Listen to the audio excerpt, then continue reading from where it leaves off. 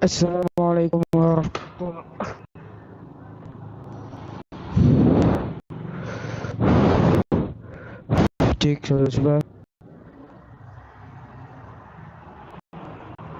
Assalamualaikum warahmatullahi wabarakatuh. Kembali lagi di channel YouTube Arif JR dan kembali juga di YouTube Arif JR dan kembali juga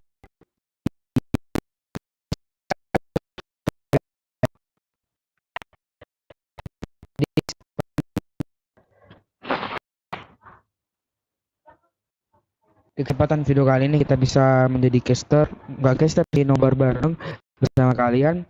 Ya, enak sih sebenarnya Nobar ya. Kita nobar aja pada hari ini. Yang belum subscribe silahkan subscribe yang ada di bawah dan share ke teman-teman kalian. Oke, kita sudah normal jaringannya. Kita buka dulu.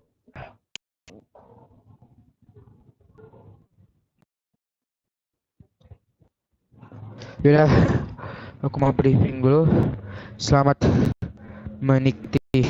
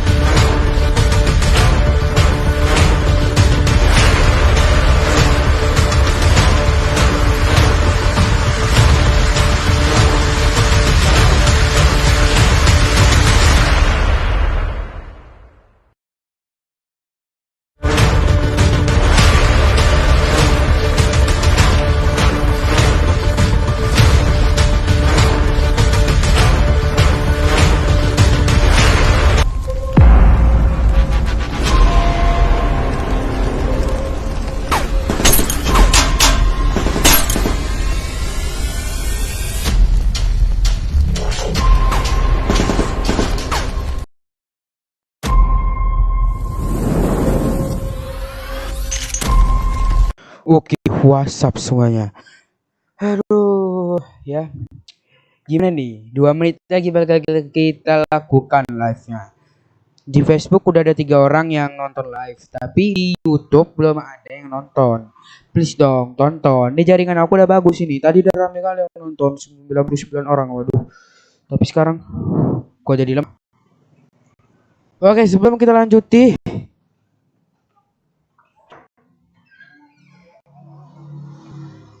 kita lihat dulu live dalam 60 detik lagi. Oke, siap-siap. Kita laksanakan live-nya sekarang juga. Makanya subscribe dulu channel kita yang ada di bawah.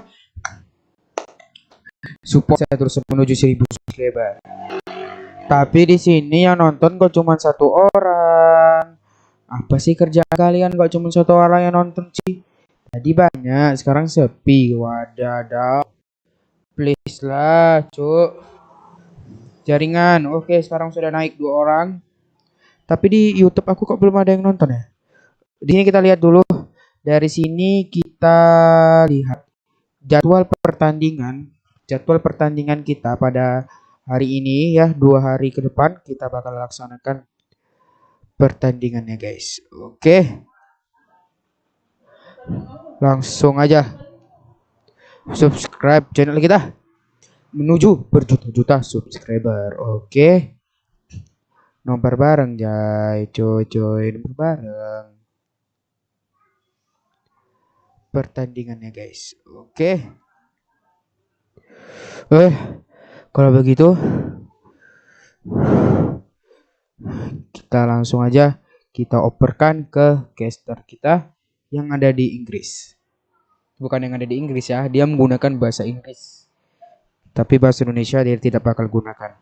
Oke, jadi kita lihat langsung aja di sini prize pool-nya. Yang juara 1, 2, 3, 4 dan 5 dengan mendapatkan total sebesar semuanya, total semua uangnya itu sebesar $90.000. Berarti kisaran 1M ya kalau nggak salah ya, $90.000 ya. Oke, saya nggak tahu, kemungkinan segitu. Dan yang inilah tim yang mengikuti live-nya. Oke. Yaudah, kalau begitu 1 menit lagi bakal kita mulaikan live-nya pada hari ini. Oke.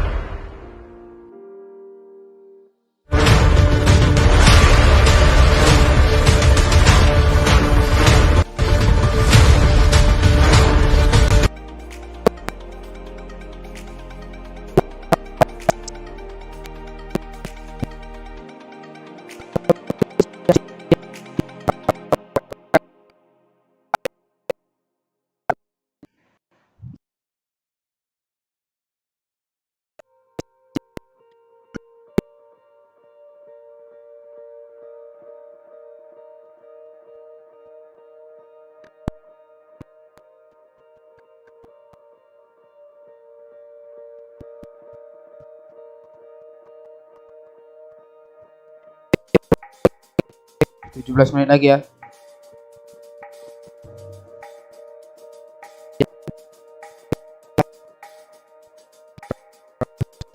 Terbaru.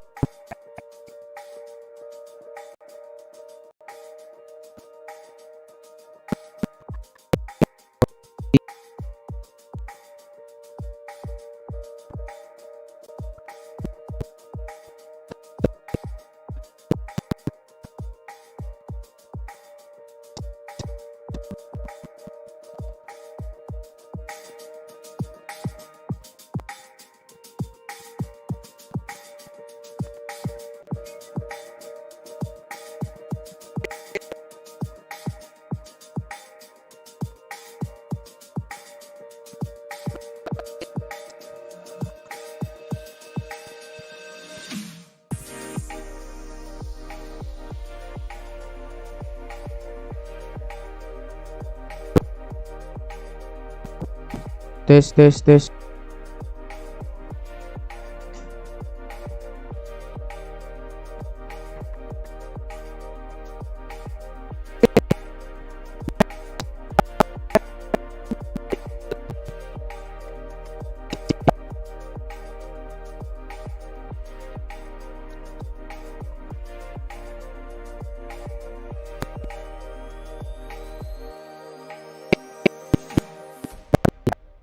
Suksi.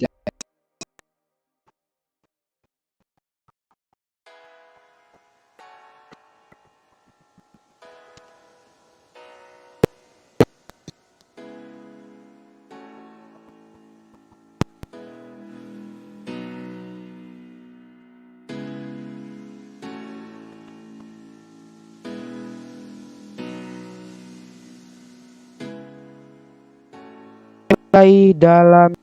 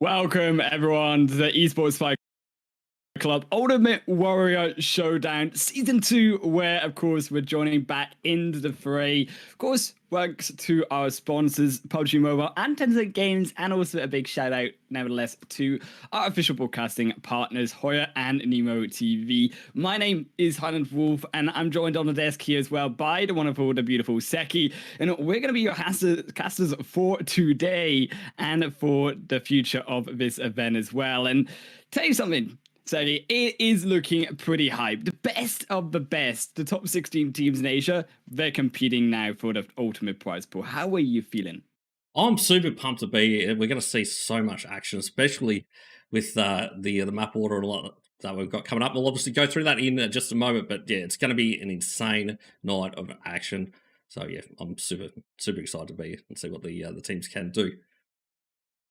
And of course, talking about team order as well here. And speaking of this best of the best teams, we had to start through and tell you exactly who will be playing across the next 3 days of the tournament. And we start off with, of course, no less than RSG, Bigatron Red Aliens, Demigod Incognito, Eagle Esports, XR Blood Legion, PN Crew, Star Wars Freestyle, and also Lit Esports.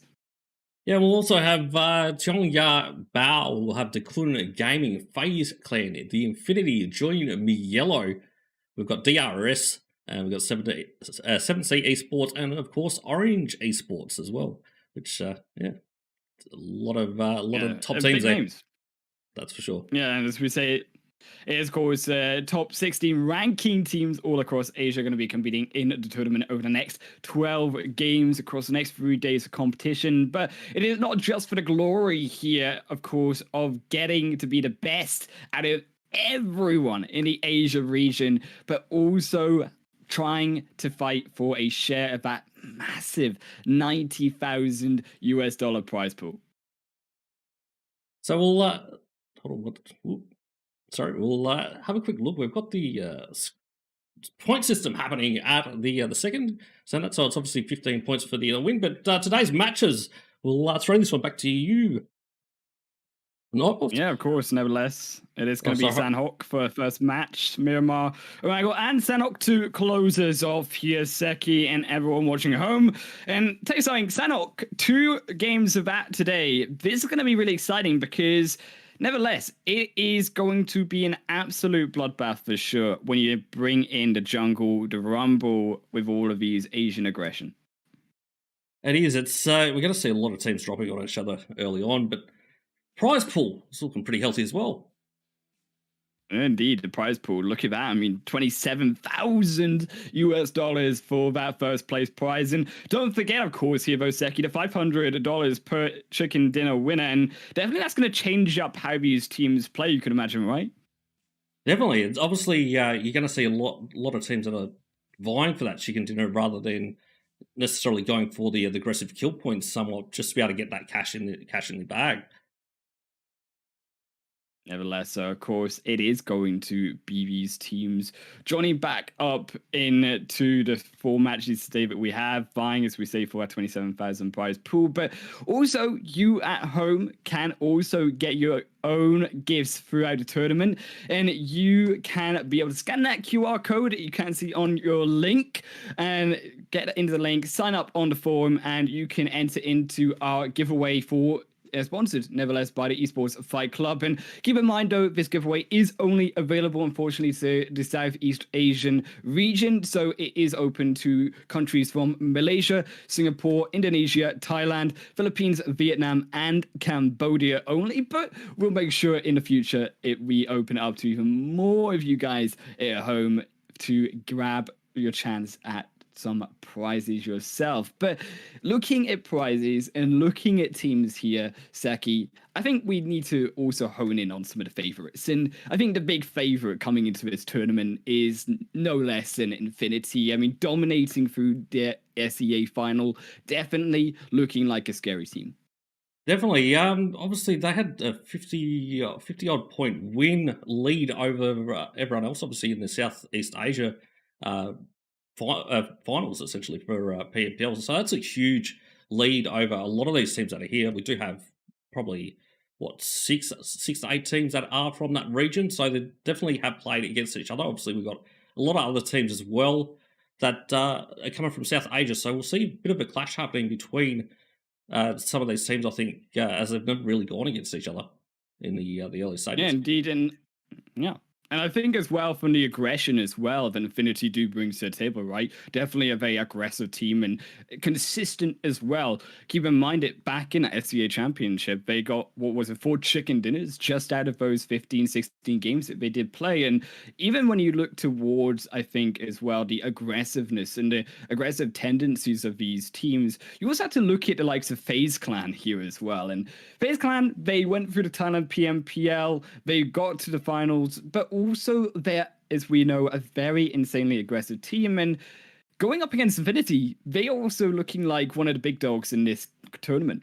Yeah, I guess they had a fair tough time when it comes to the PMPL SEA Championship, but they have shown that they have been able to beat Infinity before in the Thailand PMPL final. So I still think they're a contender, even though they have had a rough time as of late, sort of thing. I think they'll have a point to prove after the PMPL finals. Yeah, indeed. And not only, I think, do we look at FaZe Clan, but also the likes of PEL teams. And you can't exclude the fact of TJB, DK Gaming joining in as well, 2 Chinese representatives. And also, speaking of aggression, I think if any region is aggressive, it is, of course, nevertheless, that Chinese region. It is for sure. Obviously, we've got TJB from there. That's going to be Tongji Bao. Obviously, they won the Peacekeeper Elite League Season 2. They did it, obviously, having to be very aggressive as well.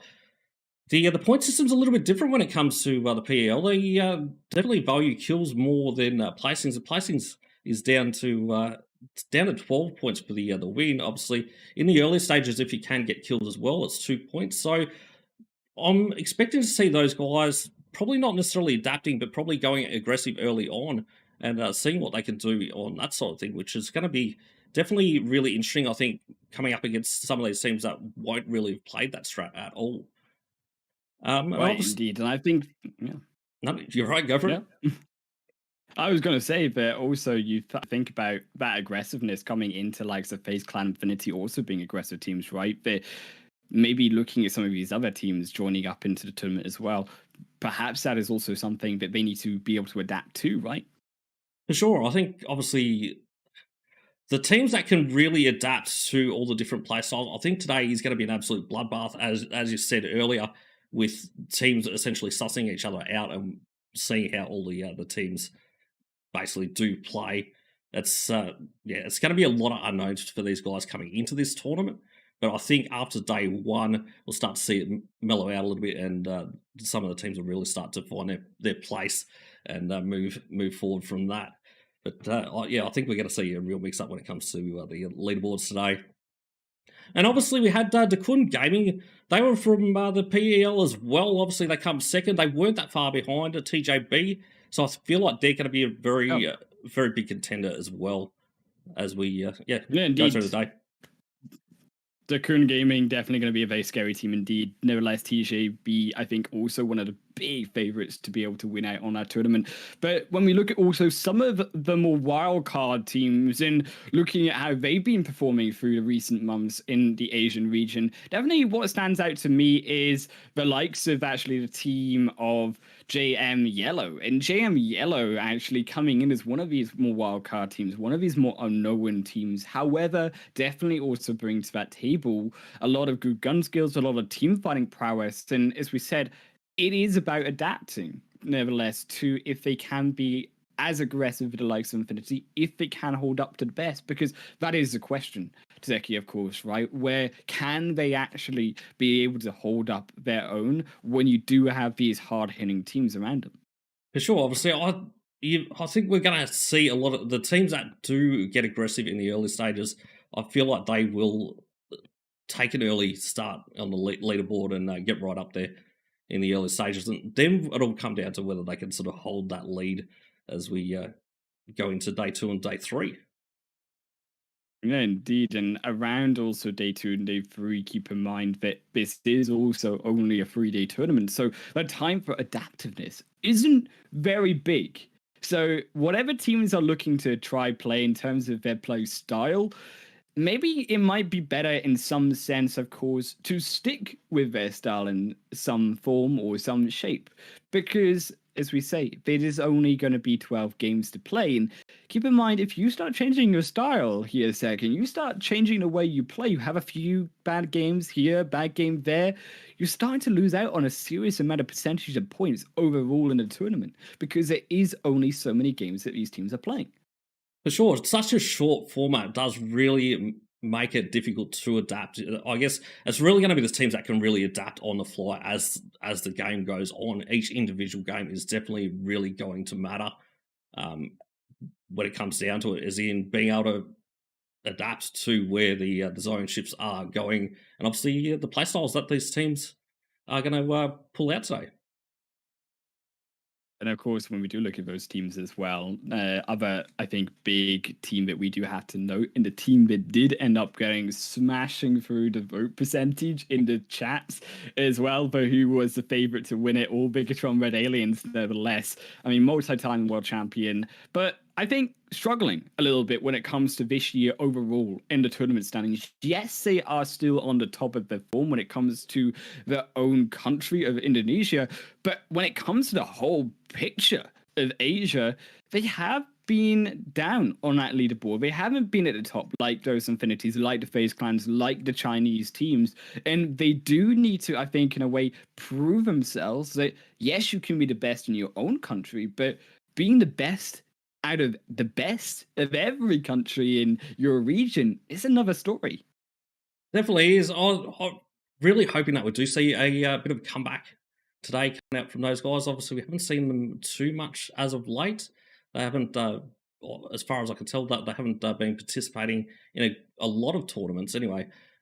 So who knows? Maybe they'll come back with a vengeance today. That's definitely going to be someone that we'll be keeping a close eye on. Definitely Bigatron Red Aliens are going to be one of the bigger teams to be able to look at on. And I think also another one of those wildcard teams joining up against GM Yellow, as we've already previously mentioned. I would argue Demigod, definitely one of these teams that definitely we should be looking at and should be looking at how they'll perform. Now, Demigod, they have, I think, felt the pressure of the big league tournaments before, and they have been not on the greatest scores. However, when they get to these late game stages, when Demigod are able to perform well, they actually do show up with good performances. So the more, I think, what we're looking at for these wildcard teams is that consistency. Am I right here? Where you look for the likes of Demigod, where you look for GM Yellow to, in a way, maybe show off their own playstyle, maybe force some of these teams to adapt to their own playstyle as well. Yeah, well, I guess with Demigod, it's going to be really interesting. They're sort of a fairly unknown team.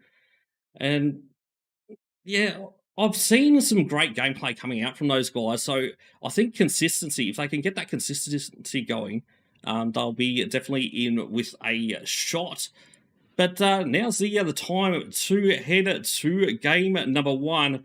So let's check out the flight path for game 1. Yeah, indeed, that flight path going to be jumping straight over on in. And when it looks towards that plane path here, it will be going down from that north to the south side. So it is going to be fairly open for these teams, especially considering it's Sandhawk. You can pretty much jump wherever you like to go on that plane path.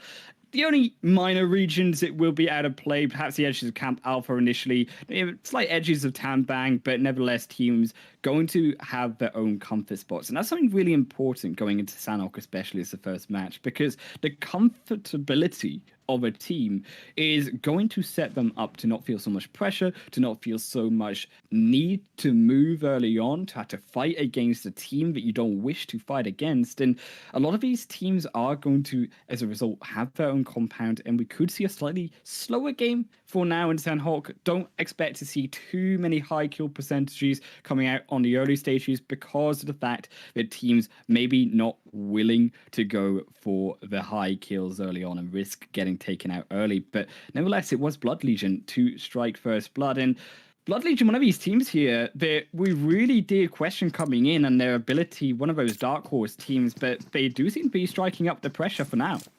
Yeah, obviously they performed really well when they were in their own PMCO region. I think when they sort of made it to PMPL, they probably struggled a little bit.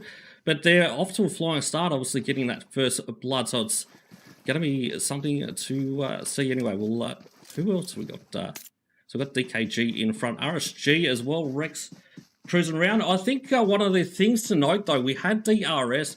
They were dropping right next to BTR, so I think that might be a pressure cooker situation. We might see